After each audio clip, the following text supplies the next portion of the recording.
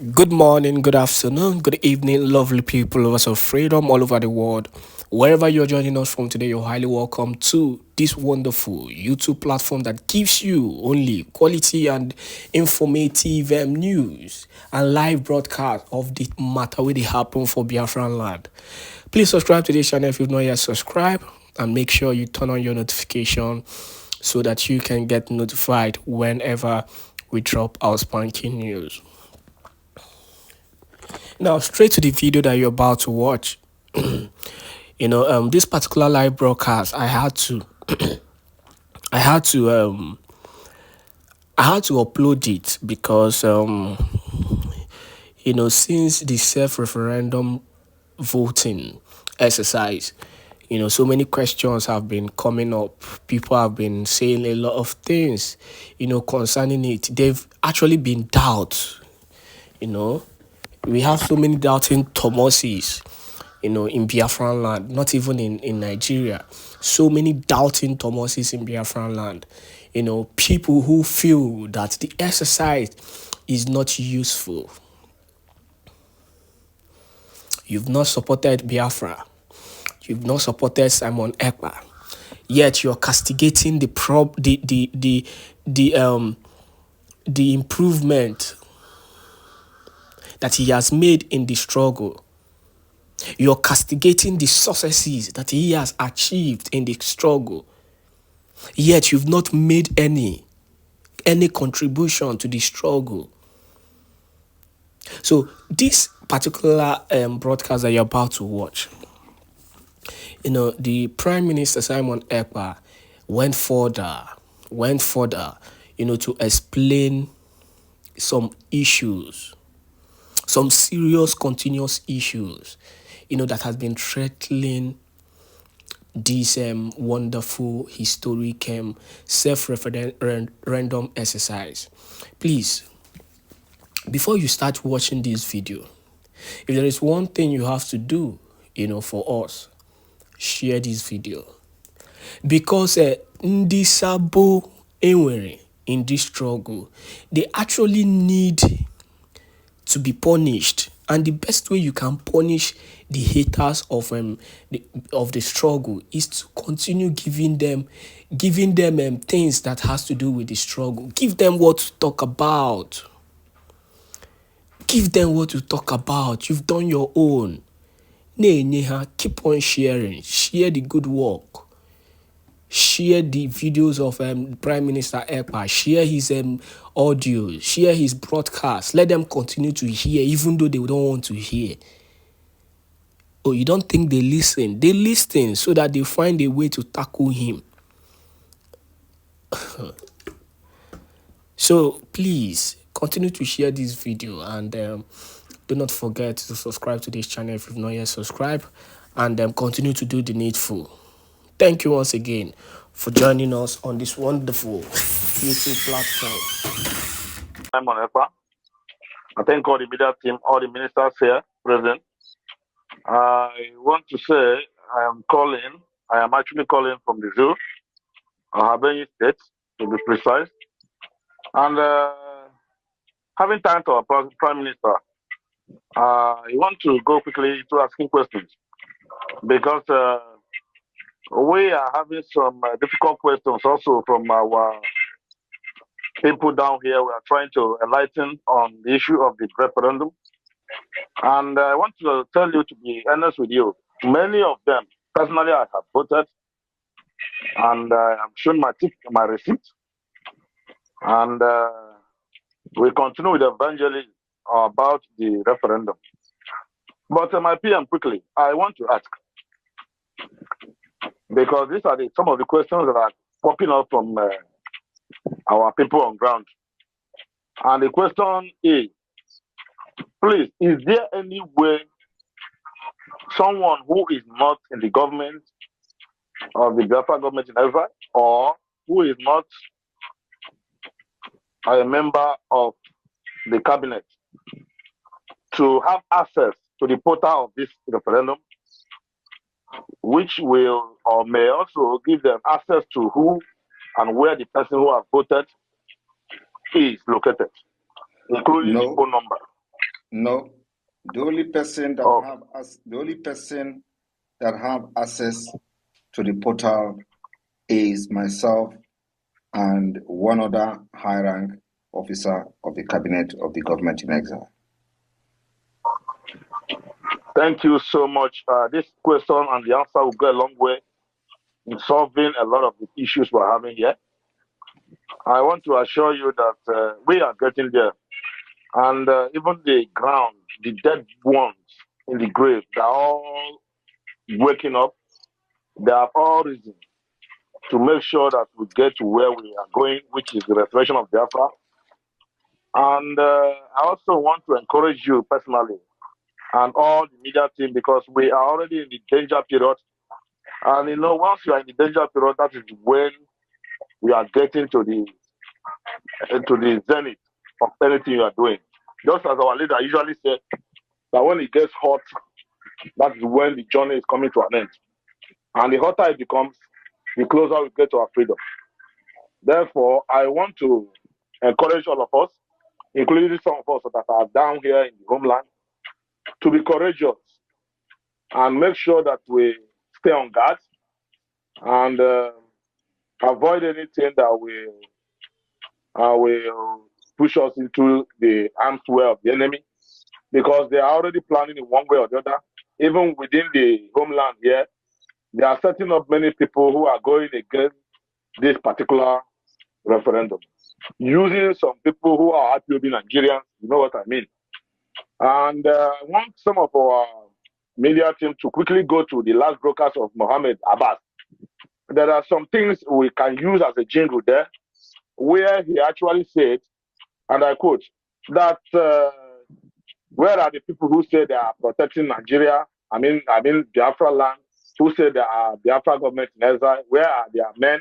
That their men are dying in numbers, that the Nigeria government are against them, pursuing them, themselves, the DOS are against them, and everybody is working against them to make sure they get them and get them killed. Those kind of a thing is supposed to be pushed to the media, so that people that their eyes have not yet opened will get open. Thank you, my PM. And I am just hoping that one day, very, very soon, sooner than later, we are all going to see and meet in Biafra land, where we shall have no sorrow anymore, because it's getting out of hand. There are people in Lagos are being tormented. Our people all over the country are being tormented. And anybody who feels that because you are answering Igbo man and you are with the Nigeria government, that nothing will happen to you. Once they come, they have come, they have come. They are not going to ask you, do you believe in Biafra, before they get you killed.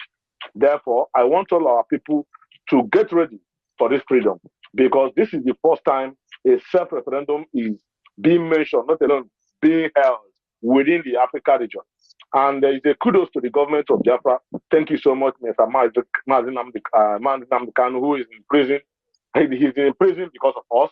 And thank you, our Prime Minister, who God has made to come at this particular time. You have come really on time, just at the right time.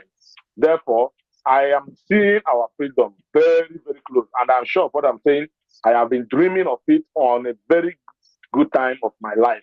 And this time around, I am seeing it very, very close. Therefore, we must not relent. All our people in the diaspora, all our people within the African region and within the Biafra land, we all have to stand our ground, because the enemy are not sleeping as well. They have gathered in many ways. But I know and I trust our people, because our eyes are already open. There's nothing. They are doing everything possible to make sure that they weaken our resolve, and they can never do it. They can never succeed. Therefore, I want to thank the government, thank Mazi Simon Èkpá, our PM. You are doing a very great work. The more the Jew cry, the more happy some of us here become. Therefore, I was the person that talked to you one particular time in your broadcast and urged you to tighten the knot. And right now, I have seen that the knot is not only being tightened, it is very sealed right now. And you are holding them on blockers. And you say, instead of people for Wotemma, Morezo, or Akasha, till the zoo die. Even though I told one of my friends that even though nobody is agitating for any division of Nigeria today, that zoo is actually doomed, because our leader said that God has marked this particular nation called Nigeria for the total destruction, and we are heading to that doom day. Therefore, it is only when we destroy the imitation that the original can be built. We will destroy, I want to borrow the language of our leader, we will destroy everything that will stand on our way to make sure that this freedom is gotten. Thank you so much. You. And I'm very glad. Thank you. Thank you. Thank you very much. Thank you very much. Thank you for that. And the media team, if people can look into the reference he made to the broadcast, which I don't know. But one thing I want to tell everyone here and respond to you is that I am over focused, and I'm not distracted. I'm not going to be distracted. And the issue of those who are making broadcasts and threatening brimstone, they are attacking us, or they are doing this. They have nothing to attack us.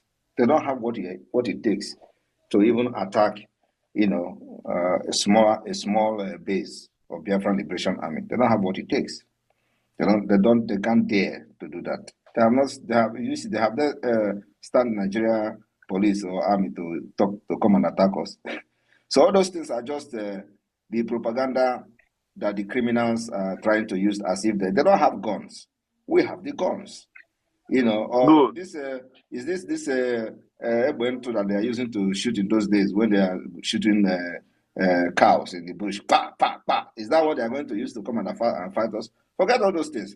But one thing is that I am not going to, condone or support any attack against any Biafra person.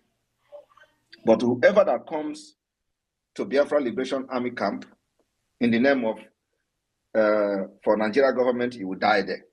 That's all. But we are never going to raise our arms against those who are deceiving people that are fighting for Nigeria. But when they come to us, they will die. That's one thing I want to make very clear. What they are trying to do is to put us into internal, to start fighting each other. And they will say, you see, they are fighting each other. And that is the contract they have taken. So when you see them coming to Radio Biafra and start speaking like that, is to see whether I am going to react, and then say, okay, we will kill them. We are going to go and fight them. And they will say, you see, and then by that, they distract our focus, which is on the Nigeria Terrorist Army, police, and all of them. That's what they have collected money to do. But like anybody who have come close to me, who knows me very well, I am not moved by all those nonsense, because I know their capacity. They don't have any capacity. They don't have any men anywhere. So that is number one. So if they have men, we say, okay, they have men. Even if they have men, do they have gun? They don't have gun. They don't have men. What is happening now is who have the biggest and most sophisticated weapon is the person that is in the game. If you don't have it, you have nothing to offer.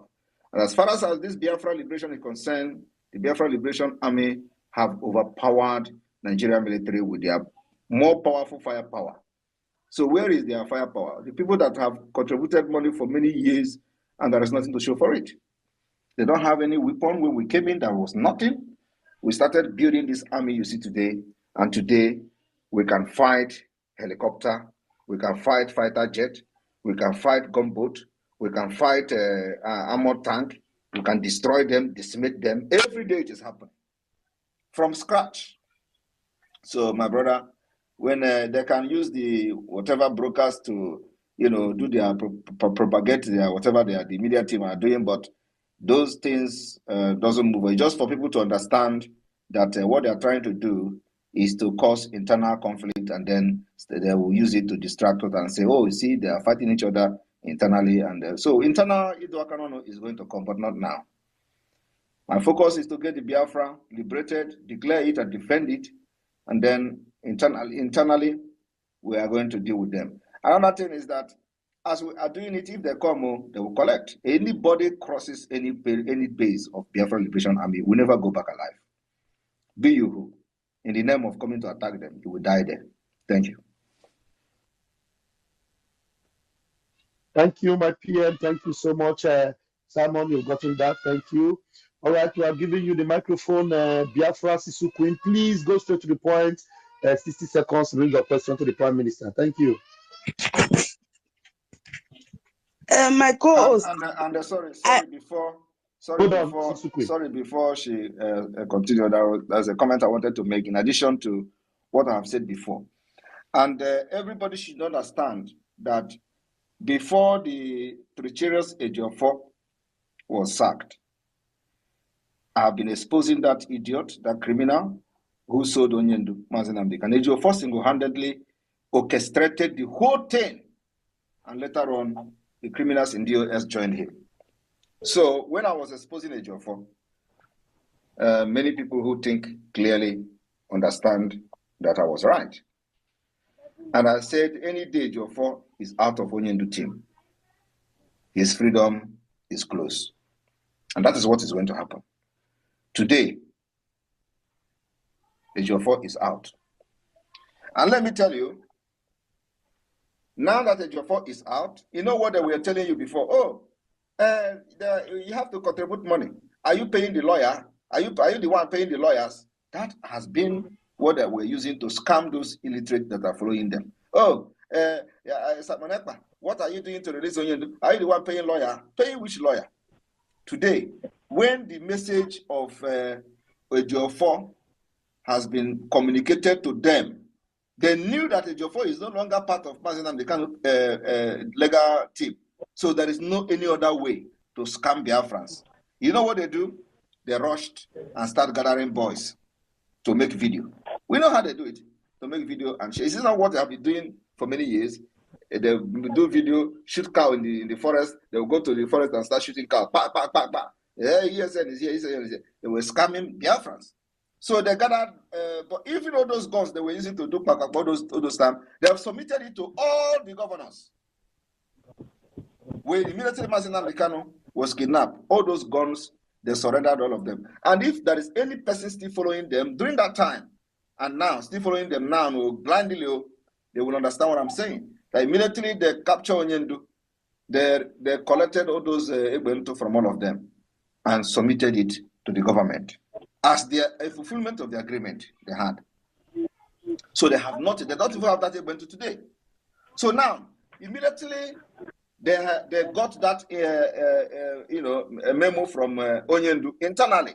What did they do? They have to look for another means to start collecting money. That was why you see them gathering people, snapping videos, making videos, snapping pictures, and then all of a sudden they started saying ESN fund, raise money for ESN. For the past 3 years, they did not raise money for ESN because they were using the lawyer to raise money.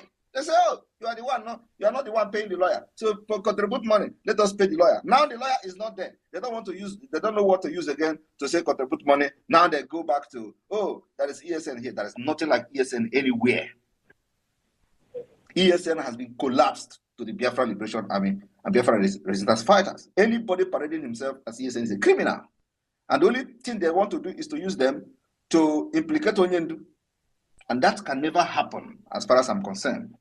So now they are trying to start raising.